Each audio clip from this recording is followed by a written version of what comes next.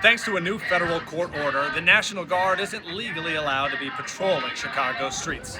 That is for now. The Trump administration currently appealing that decision, so we're going to have to see if that holds up.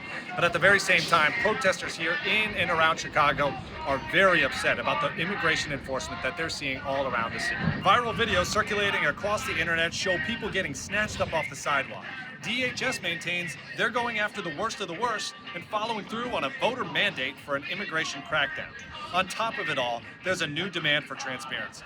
U.S. Senators Tammy, Duckworth, and Dick Durbin say they were denied access to a controversial immigration facility outside of Chicago where processing happens before deportation. Families of arrestees say their loved ones are locked up, sleeping on the floor, and being denied proper medical treatment. I asked the senators about it. What does it signal to you, the fact that the immigration officers and agents behind those closed doors aren't letting you in to see what's happening there? I've done this job for a few years now. I've never had this kind of stonewalling by any presidential administration. Something's going on in there that they don't want us to see. I don't know what it is, but all Americans should be asking the same question. What is it? Can you justify it under the Constitution? I reached out to ICE to ask why they didn't let the senators inside the building.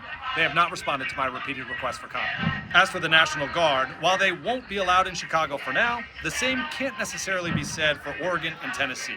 An appeals court is currently considering rolling back a restraining order that prevents the Guard from protecting an ICE facility in Portland. And as for Memphis, the National Guard is highly visible there. Republican Governor Bill Lee has invited the Trump administration to clean up crime using guardsmen, but the police chief hopes it's done in a way that doesn't frighten citizens or cause unrest over seeing uniformed military men and women on patrol.